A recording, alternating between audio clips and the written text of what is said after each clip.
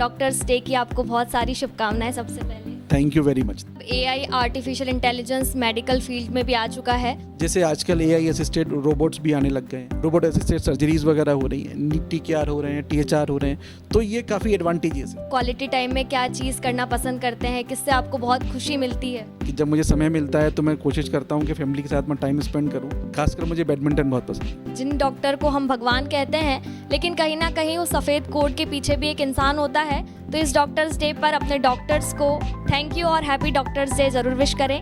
People समाचार, peoples update की तरफ से सभी डॉक्टर्स को हैप्पी डॉक्टर्स डे। जब इंसान दर्द में होता है, परिवार की उम्मीदें टूटने लगती है और हर तरफ डर और बेचैनी होती है, तब सबसे पहले एक ही नाम याद आता है और वो है डॉक्टर। जो डॉक्टर दूसरों की धड़कनें बचाते हैं, लेकिन क्या आपने कभी सोचा है कि उनकी धड़कनों पर कितना दबाव होता है? आज डॉक्टर्स डे के इस खास मौके पर हमारे साथ एक ऐसे ही शख्स हैं जो दूसरों की धड़कन बचाने के लिए, दूसरा का दर्द कम करने के लिए कई बार अपना दर्द छुपा लेते होंगे। सर, डॉक्टर्स डे की आपको बहुत सारी शुभकामनाएं सबसे पहले। Thank you very much. Thank you. Sir, सबसे पहला मेरा सवाल यही है कि एक डॉक्टर की जर्नी कैसी होती है? जब वो पहली सीढ़ी चढ़ता है, डॉक्टर की पढ़ाई शुरू करता है, और जब आखिरी में आप जब डॉक्टर पहनते हैं, आपको वाइट कोट मिलता है, तो वो फीलिंग, वो जर्नी कैसी रहती है? बहुत ही काफ़ी अच्छी जर्नी रहती है वो, और उसमें पढ़ाई वगैरह बहुत करनी रहती है, काफ़ी बहुत मेहनत लगती है उसके अंदर। 12th क्लियर करने के बाद में आपको अपना पीएमटी का एग्ज़ाम निकालना होता है, नीट का एग्ज़ाम निकालना रहता है, ठीक है। उसके बाद में जैसे ही आपका एग्ज़ाम निकलता है तो 6 साल तक आप एमबीबीएस करते हो, 5.5 साल का कोर्स रहता है। एमबीबीएस के बाद में फिर से आपको फिर पीजी का एग्ज़ाम देना है, नीट पीजी का। वो एग्ज़ाम देने के बाद में जब आप एमडी, एमएस या डीएनबी करते हो, 3 साल की वो है।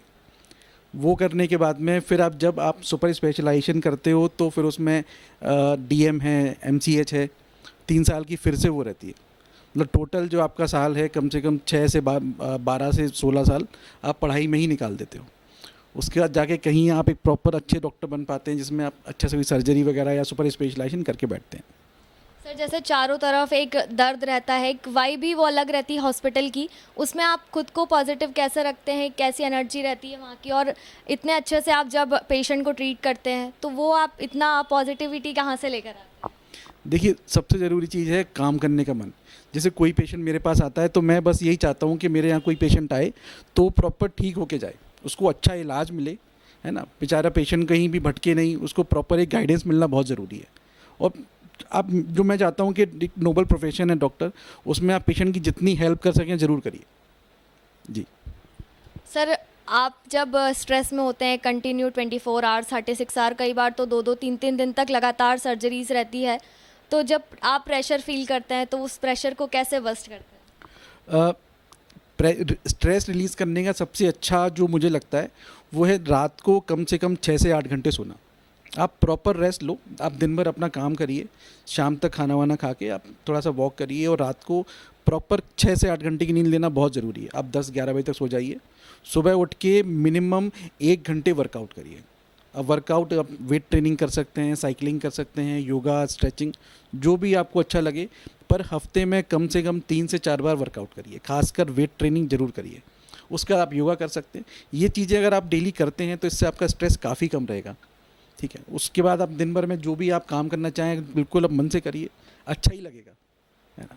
जी सर, जब आप डॉक्टर बने तब आपने पुराने उसमें और अभी के इसमें क्या फ़र्क देखा? देखिए, चीज़ें जो हैं रोज़ डे बाय डे, है ना, कुछ ना कुछ चेंज हो रही हैं, एडवांस हो रही हैं। जब मैंने ज्वाइन किया था स्टार्टिंग में, जब मैंने अपना ऑर्थोपेडिक स्टार्ट किया था, तो उस टाइम पर सी आर्म वगैरह बिल्कुल नए नए आए थे, तो क्लोज प्रोसीजर स्टार्ट हुए थे। आज के समय पर जो क्लोज प्रोसीजर हम करते थे, आज के टाइम पर मिनिमली इन्वेजिव प्रोसीजर्स होने लग गए हैं। जैसे हम लिगामेंट प्रोसीजर जो पहले करते थे, ओपन करके सर्जरी करते थे, आज हम आर्थ्रोस्कोपी करके ACL fixation, meniscal tear, PCL, ये सारे केसेस हम आर्थ्रोस्कोपिकली करते हैं।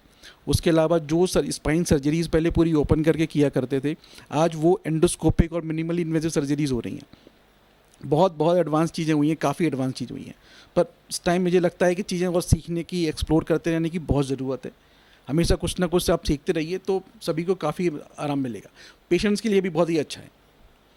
सर, जैसे अब AI artificial intelligence medical field में भी आ चुका है, तो उसको लेकर आपको क्या कहना है? क्या आपको फ़ायदा हो रहा है उससे, या आने वाले टाइम में और ज़्यादा डॉक्टर्स पर प्रेशर बन सकता है इसको लेकर? देखिए, एआई भी बिल्कुल काफ़ी नई चीज़ है, और मुझे लगता है कि एआई भी आपको आना चाहिए, है ना। ऐसा नहीं है कि आपको एआई का मास्टर ही बनना है, पर कुछ कुछ चीज़ों में अगर आप एआई को इन्वॉल्व करते हैं तो वो भी आपके काम के लिए बेनिफिट ही है। जैसे आजकल एआई असिस्टेड रोबोट्स भी आने लग गए हैं, है ना।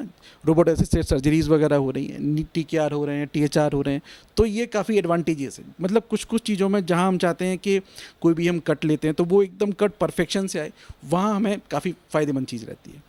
सर मेरा आखिरी सवाल यही है कि आप क्वालिटी टाइम में क्या चीज़ करना पसंद करते हैं, किससे आपको बहुत खुशी मिलती है? दो चीज़ें मुझे काफ़ी पसंद हैं। पहला ये है कि फैमिली के साथ में रहना, कि जब मुझे समय मिलता है तो मैं कोशिश करता हूँ कि फैमिली के साथ में टाइम स्पेंड करूँ। दूसरा, मैं जैसे बताया था कि मैं एक स्पोर्ट्समैन रहा हूँ, तो मुझे खेलना वगैरह काफ़ी पसंद है। खासकर मुझे बैडमिंटन बहुत पसंद है। जब भी समय मिलता है बैडमिंटन खेलना, और थोड़ा थोड़ा मैं जिम भी जाता रहता हूँ। तो देखिए बिल्कुल जिन डॉक्टर को हम भगवान कहते हैं, लेकिन कहीं ना कहीं उस सफ़ेद कोट के पीछे भी एक इंसान होता है जो टूटता है, थकता है, बिखरता है। इसलिए हमें उनको समझना चाहिए, और जब भी डॉक्टर के पास जाएं तो एक छोटा सा थैंक यू या थोड़ी सी ग्रीट उनको और खुश कर सकती है, और उनकी जो दिन भर की थकान है उसमें कहीं ना कहीं उन्हें रिलीफ मिल सकता है।